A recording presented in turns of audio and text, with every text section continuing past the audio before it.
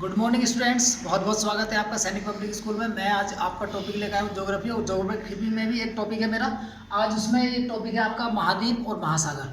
तो महाद्वीप और महासागर क्या होते हैं, जैसे कि बूंद बूंद से घड़ा भरता है, और घड़े जब काफ़ी जगह इकट्ठे हो जाएंगे तो एक नाली बन जाएगी। नाली जब इकट्ठी कहीं पर जाकर गिरेगी तो एक तालाब बन जाएगा, और तालाब से जब पानी भर जाएगा तो हम कह सकते हैं कि एक नदी का रूप ले लेगा। और नदी के रूप को जैसे पहाड़ों से थोड़ा थोड़ा बूंद इसके हमें नदियों का निर्माण हो जाता है, उसी तरीके से नदी का जो पानी जाता है सागरों में जाता है। सागर यानी गागर में सागर, आपने एक कहावत सुनी होगी, इसीलिए कहते हैं कि गागर में भी सागर होती है। तभी तो मैं आपसे कहता हूँ कि आप तैयारी करते रहो। जैसी बूंद बूंद आपकी इकट्ठी हो जाएगी तो आपका ये सिलेबस कंप्लीट हो जाएगा, और सिलेबस कंप्लीट हो जाएगा तो आपके अंदर कहीं भी कोई भी हिचक नहीं रहेगी। ठीक, तो उसी टॉपिक को हम आगे लेते हुए जाते हैं। तो हमने कहा सागर, सागर किसको कहते हैं? जैसे कि हमने देखा हमारे भारत का नक्शा है। क्या है ये? भारत का नक्शा। ये भारत के नक्शे के नीचे तुमने कभी नाम सुना होगा, अरब सागर। क्या है? अरब सागर। यानी जब छोटा सा भूभाग और उसमें छोटे से भूभाग के एक पार्टिकुलर प्लेस होता है जहां से, जैसे कि यहाँ से कुछ किलोमीटर है कि वहां से वहां तक जो है अरब सागर है, एक छोटी चीज। अब इधर की साइड में करेंगे हम, तो यहाँ पर है बंगाल की खाड़ी। क्या है? बंगाल की खाड़ी।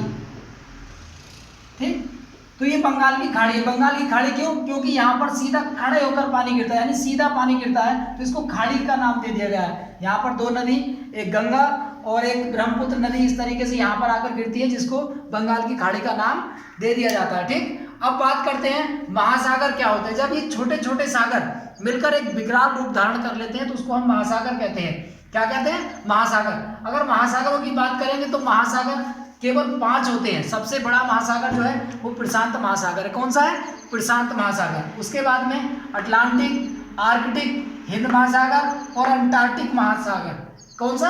अंटार्कटिक महासागर। तो ये हमारे 5 महासागर होते हैं, ये ध्यान रखना। इन्हीं के नाम पर हमारे जो, जैसे हिंद महासागर हमारे हिंदुस्तान के नीचे है। ठीक, तो इसको हम क्या कहते हैं? हिंद महासागर कहते हैं। तो आपको जानकारी होगी कि महासागर किसको कहते हैं? छोटे छोटे सागरों से मिलकर बड़े भाग को महासागर कहते हैं। अब हमारा दूसरा टॉपिक है महाद्वीप। महाद्वीप से पहले मैं आप कहना चाहूंगा कि द्वीप किसे कहते हैं। द्वीप महाद्वीप का एक छोटा सा भाग होता है। हमने देखा होगा कि अंडमान निकोबार द्वीप समूह ऐसे करके बने हुए हैं। कैसे? कि छोटे छोटे बिंदुओं में बने हुए हैं, आपको दिखाई नहीं देंगे, जैसे कि ये।